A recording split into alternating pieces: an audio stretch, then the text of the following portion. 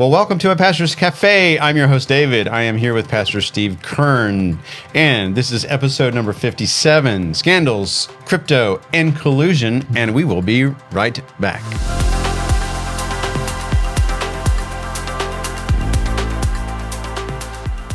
Well, thanks for joining us today on a Pastor's Café. Again, I'm your host, David. I'm here with Pastor Steven Kern.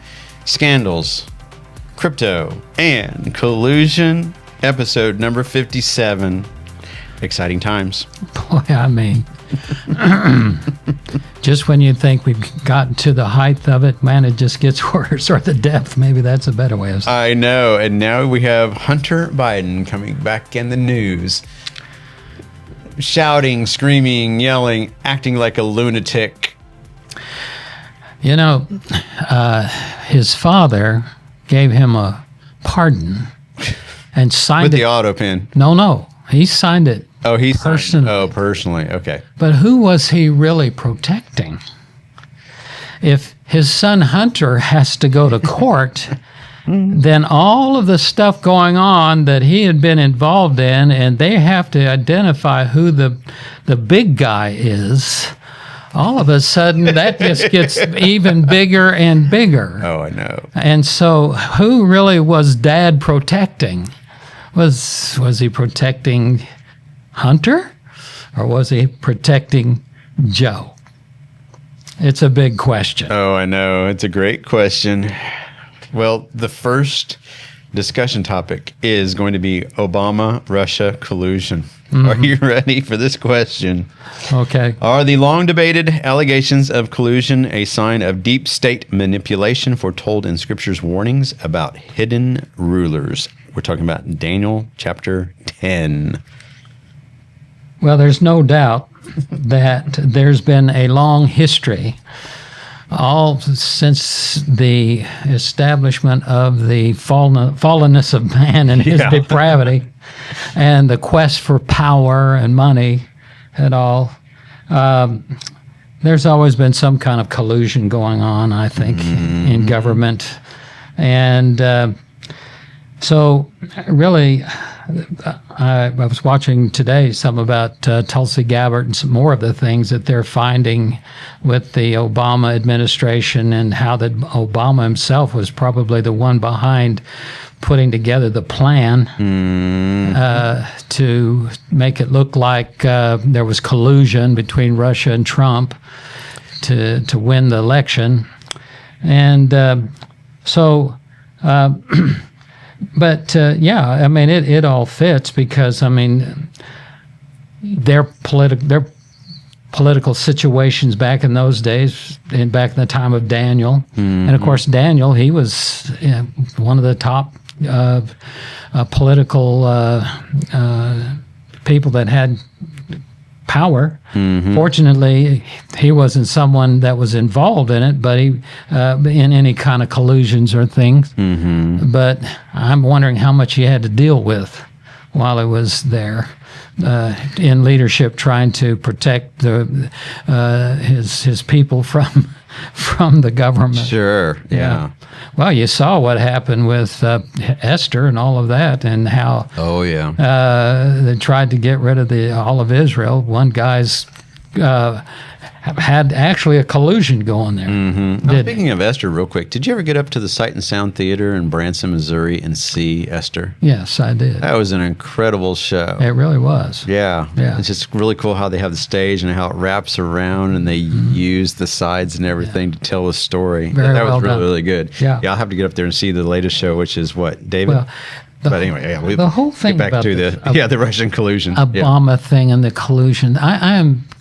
I am so frustrated with the idea that they keep coming up with all these different collusion ideas, but nobody ever gets arrested. Nobody ever goes to court. Nobody ever. Oh, I know. Just a few weeks ago or a few months ago, we were talking about the Epstein list. It's coming out, and all the people that are going to go down. Yeah. Guess how many of us have happened so far? So, zero. I mean, And so even if Tulsi Gabbard is suggesting that Obama really could be, if the DOJ decides that there are criminal things going on there. Even if there is, I don't know that Obama ever go to jail or even get arrested or anything. It seems like they all have dirt on each other, and it's just one mudslinging event, and it's just a show. Yeah. It's just to keep us distracted on what's going on. Look what happened last week with that couple that went to the Coldplay concert. Yeah. That just blew up. That was a distraction. Yeah. Who cares if people are, I'm looking at that and saying, so what? So what? But boy, Tell that me blew something up. that's important. I know. Oh, gosh. Oh, God. We've come back to the era of soap operas. Yeah. But, the allegations of collusion and all of that deep statement, it's gotten a whole lot worse. I'm sure there's been a certain amount of it, but man, in the last 50 years of the deep state and all this kind of thing, and I go back 50 years because that's about when Biden was elected. And so that thing's been developing ever since, and that pretty close to when Hillary and Bill and all of them began to become more and more influential, and you just would like to feel like that there are people that are in politics that are honest, genuine, sincere citizens who want what's best for the country and all of that. But I don't see a whole lot of that anymore. Unfortunate, isn't it? Unfortunately, yeah. Yeah. So, all right. Well, question number 2, the Hunter Biden file. What does the latest evidence of influence peddling and foreign business ties reveal about moral compromise at the highest levels, and how should Christians respond? Well, obviously, why in the world would you pardon somebody if they're not guilty? Why in the so you're saying that Fauci is guilty? I'm saying they're all guilty. But Nancy Pelosi's guilty too? I would say insider trading. Her husband certainly got awfully rich while she was in. I know, and that's amazing. I think 50% of people in Congress are millionaires. I know. No. So, but influence peddling and all of that, and we knew what was on the laptop. It's what laptop? By Hunter's laptop. And all of a sudden, that disappeared, and that thing's been, who knows, where is it now? Oh, I know. So you get all this stuff where the media brings it all up, and then all of a sudden it just goes away. And and that's part of our big problem here is there's more collusion and more kind of stuff going on because a lot of politicians know that they're covered. The media is going to cover them. The media is not going to expose them, that kind of a thing. So, and it's a sad thing because when our founding fathers established this country, they understood how important the media was to keep the politicians under control. Yeah. And so, but that's where we are now. But there's certainly been a lot of evidence of influencing going on. And the whole idea, what's been going on with Russian and Ukraine and Biden and so much of the connections going on with Biden and his son there's all kinds of things there that just, hey, let's finally, instead of thinking it may have happened, why not just say, okay, it's there, but what can we do about it? Yeah. That's kind of the way it is. What we can do as a Christian people, which some people have started doing recently over the last couple of years, is Christians running for school board, running for local office, running for state office, and succeeding at it. Well, that's the sad thing, that so many Christians don't want to get involved with politics because it's dirty business. Politics is not in the Bible. What? Have you ever read Romans 13? Huh? Yeah. Well, okay. No. Yeah. Who is the founder of politics, of government? You can go back and read Genesis chapter 9. Mm-hmm. And God there establishes man having the legal authority to express capital punishment when somebody murders somebody else, and they can prove it. Mm-hmm. And that's really the establishment of government right there in Genesis chapter 9. And so, yeah, God established the home. Then He established government. And, government. Then He established the nation of Israel. Mm-hmm. And then He established the church. I like to call it the gathering. The gathering. Okay. Yeah, because that's what ecclesia really means. The gathering, those that God is gathering to Himself. Gotcha. Yeah, Okay. through the gospel. Through the gospel Of Jesus Christ. Okay. Yeah. Good deal. So, anyway. All right. Well, that leads us to another question. Yeah. This is going to be a very interesting question. I like to look. I look forward to how you're going to maneuver this. And but anyways, we're talking about crypto and control. Is the cryptocurrency revolution a pathway to financial freedom, or is it the rehearsal for a cashless, globally controlled beast system? You know, this is all fairly new kinds of stuff, crypto and all of that. And my question is, why did they call it crypto? What's a crypt? Well, that's a great question.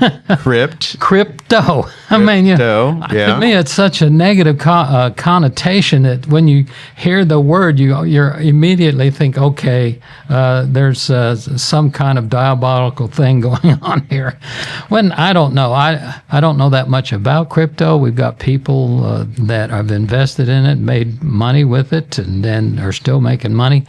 But the future and how it can be manipulated in the future when laws change, when situations change, leadership changes, it does seem to be putting us in a position where it could be manipulated. Okay, I know just enough to get myself into trouble. I am not a cryptocurrency expert. There are a few things that excites people about cryptocurrency. Is it bypasses government control or bank control over finances. So you have $200 in your checking account. Who's to say that you have that $200? Well, the bank is ensuring that you have that $200 in there. Cryptocurrency, well, if I have $200 invested in Bitcoin, that's a cryptocurrency. Then what's guaranteeing that I actually have $200 in Bitcoin? It's the blockchain. It's verifying that we have what we have. Can you hide funds? Well, until recently, you could hide funds and transfer monies to people, and the government wouldn't know about it. But the government has to have control now. Well, they got to tax everything. Isn't it amazing how taxes work? You buy a home and you pay the taxes on that home, and then you pay taxes every year to live in that home with money that you've been taxed on. And, okay. Well, then when you give it to your kids and they have to pay taxes on it too. Yeah, exactly. But anyways, so I don't believe that Donald Trump is the Antichrist. No. Okay. Yeah. Now, there are some that is thinking that. Is this a avenue, a pathway of creating the beast system in which you have to have the mark to use? If you want to buy something in the future, will have to be in the cryptocurrency world or a digital world, most likely. So is this system setting up that beast system? Possibly. Well, I would say it could be a precursor. It certainly has brought up the way of people thinking and moving in that direction. Sure. The New York Stock Exchange, it's open from what time to what time? What, 9 to 5? Okay, I might be totally wrong. Sorry, I can't believe I don't know. I don't keep up with stock. Okay, I don't keep up with stock exchange either. But cryptocurrency is global. Yeah. It's worldwide, and it's 24/7. And the thing about it is, it's everything on computer. Or on your phone, or So online. wait a minute, I'm waiting. You're waiting for what? AI. When are you going to hit us with AI? Oh, AI, yeah. Okay, no, if I had it my way, I would, because now they have AI agents, right? And so you can let the AI agent control your computer. Yeah.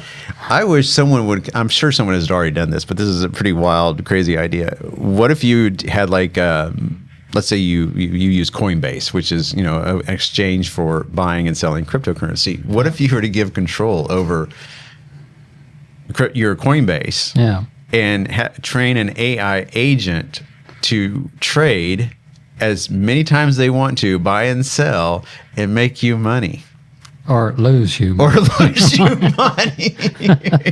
Because I tell you what, if you were to get on YouTube and just Bitcoin, you got get Bitcoin, you got Ethereum, I think XRP is now number 3, and you got different cryptocurrencies, or you got like meme coins, Doge and Shiba Inu. But anyways, you have all of this going. Oh, I lost my train of thought. You have all this going, but who's in control of it all? Yeah.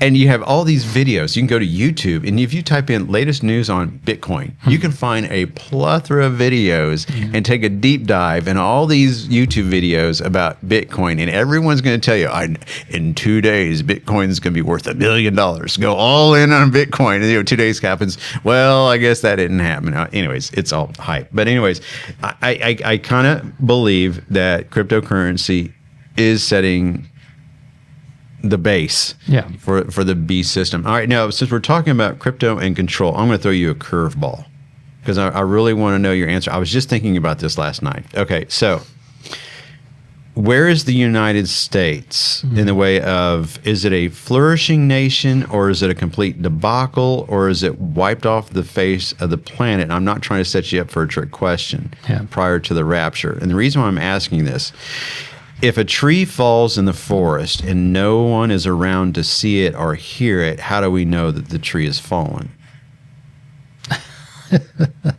We don't. In the Bible, does it specifically say through the visions that the people had that the United States isn't mentioned, or the state of the United States isn't specifically mentioned prior to the rapture, or during the end times prophecy when all the nations come against Israel? Well, we have to understand that when the Bible was written, from the beginning all the way until through the Gospels up to Revelation, really the New World really wasn't really even known. Now, there were those who discovered it. Yeah, because the central focus of these visions of talking about end-time prophecy revolves around Israel. So their focus is Israel. Yeah. And just because there's nothing in the Bible per se about the United States, because there's a lot of people that believe that something's going to happen to the United States, an EMP, financial crisis, and America will be done with, and then the rest of the nations will come against Israel. There's some people that believe that. And I was just kind of curious on your take on this. Well, and I've thought about that too, because that's been something that a lot of people have been wondering, well, where's America in all of this? And the greatest nation on the face of the planet. Yeah. Well, for the Antichrist to really take power, like it's described, his power is described in Revelation, you got to have a one world government. Yes. So that means either the United States is just another one that's been absorbed into the whole thing, and obviously I would think that whether it may not be a power anymore, it could possibly just be another entity that's a part of the system, whole system. And the thing that's crazy is cryptocurrency is a globally, I dare label it, globally controlled asset. You see, this is one of the concerns about, all right, we have somebody like Donald Trump that's been elected and he's really doing what he said he would do, and a lot of that has to do with the economy. And and you look at the decisions that Donald Trump has made recently, it really is America first. Yeah. It does not have. Well, you can't have a great America and a new world order all at the same time. Well, so the big question then too is that, all right, you've got somebody like Trump who has that way of thinking, who has that sense of patriotism and all, and it takes somebody like that to be president in order to keep. You see what the last president almost did to us here before Trump finally came back and brought us off of the abyss. What was worse, Biden or Obama? Well, pretty much the same. I mean, pretty much the same. Well, Obama is the one that got the process moving, and Biden then just got it moving even worse. Yeah. But that's my concern is that having the United States having the kind of leadership in the future that will cause it to continue to be the MAGA, so to speak. Sure. The Make America Great Again. Are they going to continue to keep it great? No, I'm calling this now. Hunter Biden will be the next president of the United States. You've been watching Jesse Waters. He is everything to everybody. He's a drug addict. He's hostile. He's happy. He's a happy drug addict. He's everything to everybody. One other thing. He's also foul-mouthed. He's everything to everybody. He's Catholic. He's everything. Wow. Today, Joe Biden. Hunter Biden's the next president of the United States. And then America will go into HELL and well, hopefully the rapture will come this October or late September. And it seems like we've got J.D. Vance or you've got Santorum in Florida. We've got some guys waiting in the wings that could hopefully have learned from Trump, who can keep that kind of the momentum going. Yeah. But it's sad because when is our each generation seems to move farther and farther left. That's right. Yep. And how long is it going to be before there's going to be more left than there is right? Yeah. And a lot of that has to do with the church. The church really needs to be involved in getting the gospel out. That's right. Getting people really rooted and grounded in the Word and those kinds of things. All right, last question. Here we go. Media misinformation and discernment. In an era of deep fakes and partisan spin, how can believers apply biblical wisdom to separate fact from fiction? Well, John tells us in 1 John chapter 4 to discern the spirits. In order to be able to discern the spirits, you've got to know the Word. In the Word, God's Word, you have principles that basically identify what is the ways of God and what are not the ways of God. And God tells us as long as we follow His ways, it will move in a positive direction. When we start not following His ways and the ways of the world instead, then you're going to start being very vulnerable to all of the deceptions and things that are capable of coming into existence. And so you've got God's people. They need to be not only in the Word but committed to it. Yeah. and ready to stand for it. Yep. And just like the church, I look back on it now. I was in 62. I was in the 9th grade, I think, and they decided to take what was it? Prayer out of the schools. Yep. And I've looked back on that. So where was the church?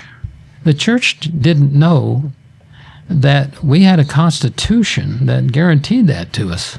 Mm-hmm. I mean, we're guaranteed freedom, but we were also guaranteed religious freedom. Yeah, I have a hypothesis about that. What year was this? 62. 62? Yeah. By and large, life was good Yeah. in the 60s. Yeah. Oftentimes, when life is good, me personally, I'm the same way. When life is good, my prayer life sometimes goes down. When we're in crisis mode, we're praying all the time. But I wonder if the American people got complacent. They got to a place, life is good. It won't have that big of effect. I don't know. I mean, I it's think just, the it's attitude, okay. and I wasn't alive at that time. We are not supposed to force our religion on other people. And so we're not supposed to force it because it's a choice and all that. But the thing that I think they failed to remember or to hold firm is that the Christian faith was the foundation of this country. Yeah, The country was established to be a Christian country. that's right.